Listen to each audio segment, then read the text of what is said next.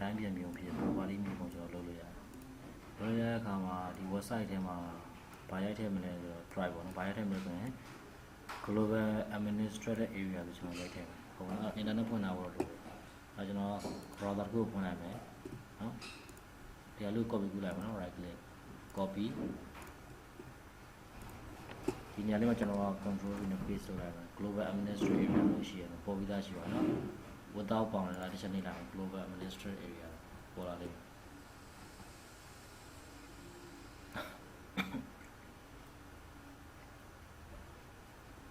ဟုတ်ပြီဒီမှာပေါ်လာတဲ့ခါကျရင်ဒီမှာ download ဆိုတာလေးရှိတယ် download တစ်ချက်နှိပ်လိုက်ပါနော် download တစ်ချက်နှိပ်လိုက်တဲ့ခါကျရင်ဒီမှာသူကတိုင်းပြည်ယူလာလိမ့်မယ်တိုင်းပြည်ဟုတ်လားတိုင်းပြည်ယူလာဘယ်တိုင်းပြည်လဲကိုတိုင်းပြည်ကိုယူနော်ဒီနေရာလေးတစ်ချက်နှိပ်လိုက်တာနဲ့အောက်မှာကျွန်တော်တို့က MNS စာတော့မြန်မာဆိုတာဒီမှာရှိတယ်နော်မြန်မာကိုရွေးပေးလိုက်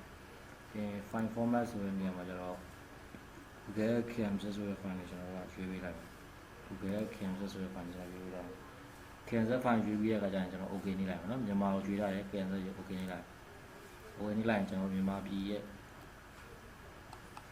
nice အောင်အဲ့ဒါတော့ဟုတ်ပြီပေါ်လာပြီပေါ်လာတဲ့အခါကျရင်ဒီမှာက level 0 ရှိတယ် level 1 ရှိတယ် level 2 ရှိတယ် level 3 ရှိတယ်ဒါလေးအကုန်လုံးကို download လိုက်မယ်နော်ဒါလေးကို click ချက်နဲ့လိုက်တာနဲ့ auto download ဖြစ်သွားတယ်နော်ဒါလေး click ဒါပြီးဒါကို click ဒါကို click ဒါကို click ဘုံတော့ဒီလေးမျိုးကို click လုပ်မှာနော်အဲ့တော့ level 3 ဆိုတာကျတော့သူကအချက်လက်တွေအကုန်အပြည့်စုံအားလုံးပါပါတယ် level 2 မှာဆိုရင်တော့သူအချက်လက်တွေနည်းနည်းလျော့လာတယ်ပေါ့ပြောရင်တော့ level 0 ကစမယ်ဆိုရင် level 0 ဆိုတာရော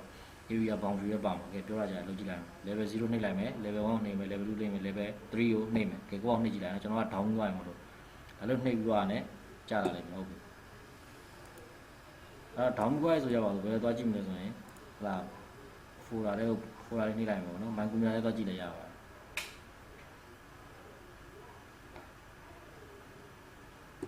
ဒီထဲမှာကျွန်တော်ကဘာရှိလဲဆိုမှာ download file ပါကျွန်တော်ရှိတယ် download ကိုတစ်ချက်နှိပ်လိုက်ပြီပါ download နော် download တစ်ချက်နှိပ်လိုက်မှာရှိတယ် MR0 ရှိတယ် MR1 ရှိတယ် MR1 2 3ရှိတယ်လို့လားဒါကတော့ကျွန်တော် download တဲ့ file လေးရမယ်0 1 2 3ဒါလေးရှိမယ်ဒါနှစ်ခေါက်လုပ်ပြီးသားဖြစ်သွားပါလိမ့်နော်ဒါကဒီမှာ0 1 2 3ရှိတယ်ဒါကျွန်တော်တို့ကဘယ်ရက်ထည့်မလဲဆို Globalmapper ထည့်မှာပေါ့နော်လက်ချုံက Globalmapper ဆိုရင်ဟောဒီပါဆက်လုပ်မလဲဆိုရင်နော်ပါဆက်လုပ်မလဲဆို PEN open GAO PA global open Globalmapper ပါနော်အဲ Globalmapper ကိုဖွင့်မယ်အဲ Globalmapper မှာရှိတယ် Globalmapper ကိုဖွင့်လိုက်မယ်နော်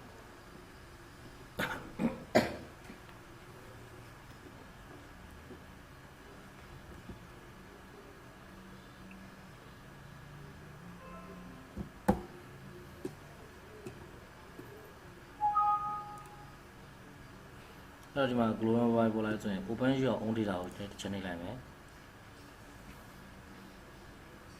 နှိပ်ပွားရင်ဘယ်မှာရှိလို့ desktop ကိုတင်လာတာမဟုတ်ဘူး download ထဲမှာတင်လာဆို download ထဲမှာရောက်နေပြီလား download ထဲဝင်လိုက်မယ်ဘုံကဒီမှာ MR0 ရှိတယ်ဒါနော်0ရှိတယ်1ရှိတယ်2ရှိတယ်3ဒီလေးခုလုံး select ပေးပြီးတော့လိုက်မယ်ဆိုရင် open နှိပ်လိုက်မယ်နော် open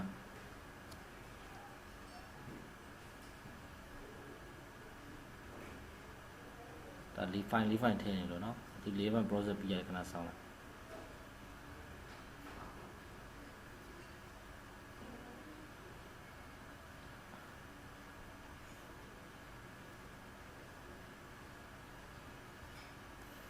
ဟုတ်ပြီဒီမှာအများကြီးပါ၄ file လုံးထည့်တဲ့အခါအများကြီးပေါ်လာလားချင်းကြောက်ဆက်ရှမ်းလွိုက်ကောမောင်ဖတ်ကရန်ခုတ်ကရအကုန်ပေါ်လာရောနော်ဟုတ်ပြီဒီလိုပေါ်လာဆိုရင်လည်းဘာစလုပ်မလဲဆိုကျွန်တော်တို့ဒီတော့ control မှာ control center တစ်ချက်ရှိတယ်ဟုတ်နော် control center 2ထဲမှာရေးရှိတယ်ဗါလဲဆိုရင် control center ပါရှိရ order C နေလိုက်ရရင်နော်ဟုတ်နော် order C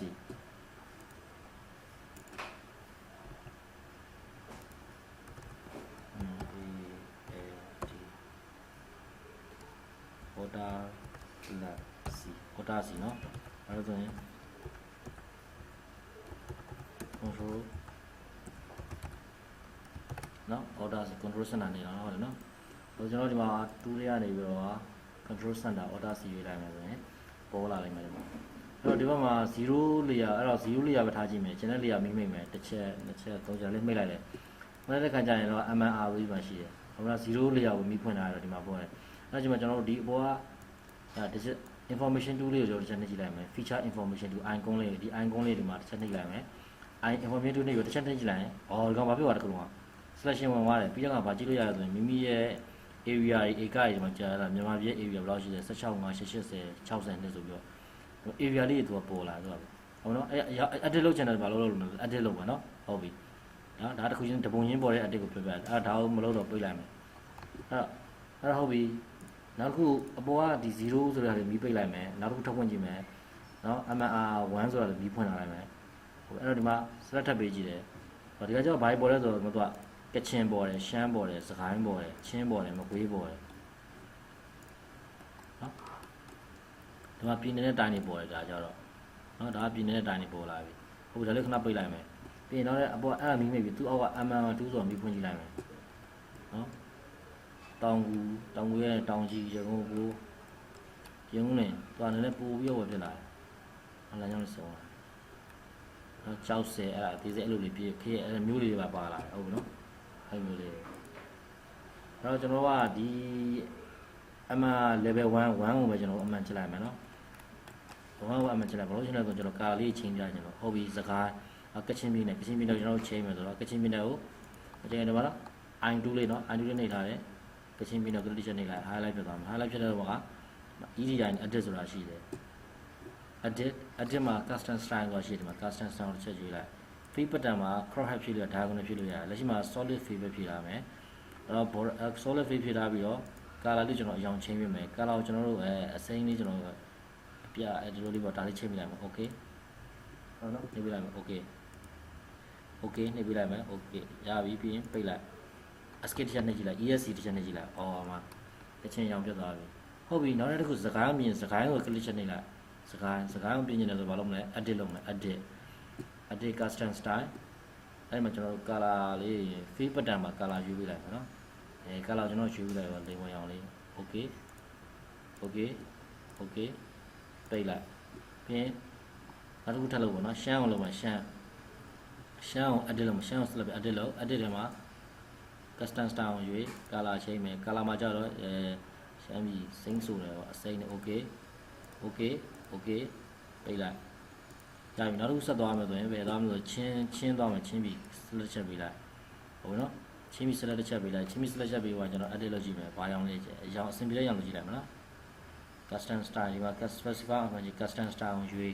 solid fill ဆိုတာ color လေးလုပ်ထားတော့ကျွန်တော်တို့ကျဲတဲ့အရောင်ကြီးကျွန်တော်အပြာရောင်လေးရွေးပေးလိုက်မယ်အပြာလေး okay ရရင်နော်လည်းပိတ်လိုက်ရပြီ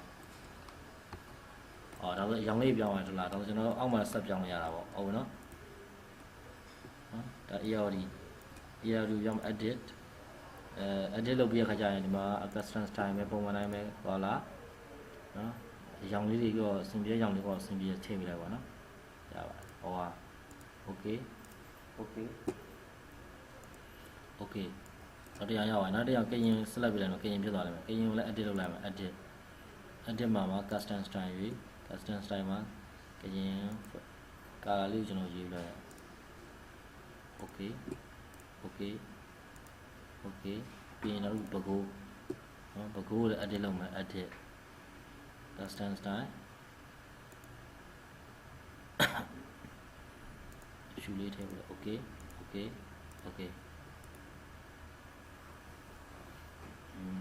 ဒါပါလေဒါမကွေးနော်မကွေးလည်း edit လုပ်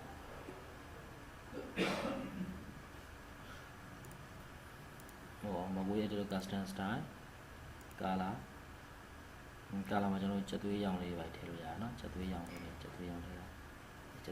ပါရောင်လေးပြအလုံးလေးထည့်လို့ရတယ်ပြအလုံးလေးစရ okay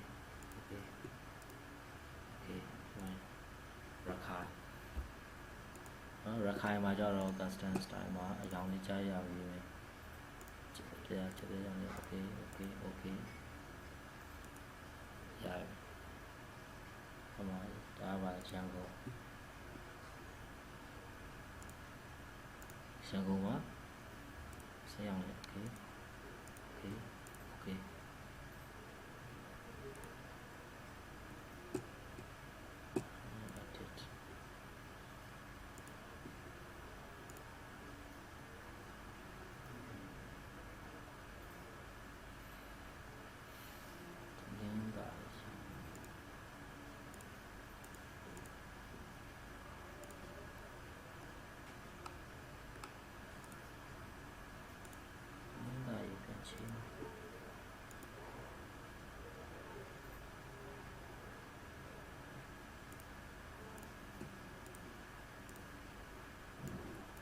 ပြီးရင်တော့ဒါပြလိုက်တယ်နော်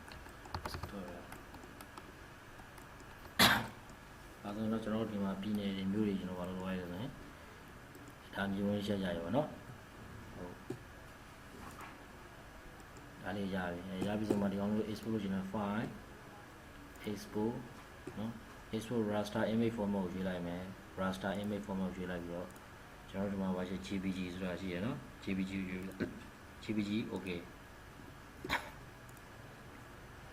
desktop မှာဆေးလိုက်ပါနော် desktop မှာဆေးလိုက်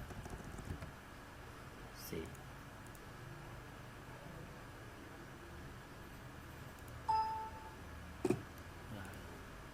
ဒါကြောင့် desktop ပေါ်မှာ MNS အားလာရှိ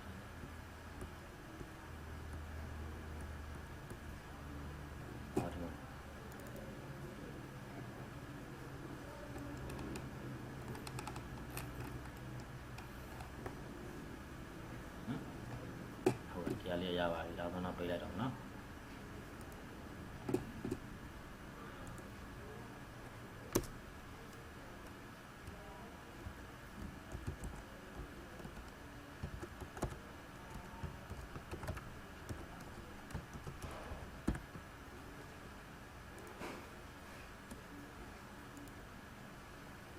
ဒါဆိုရအောင်နော်အဲ့လိုလေးဒါ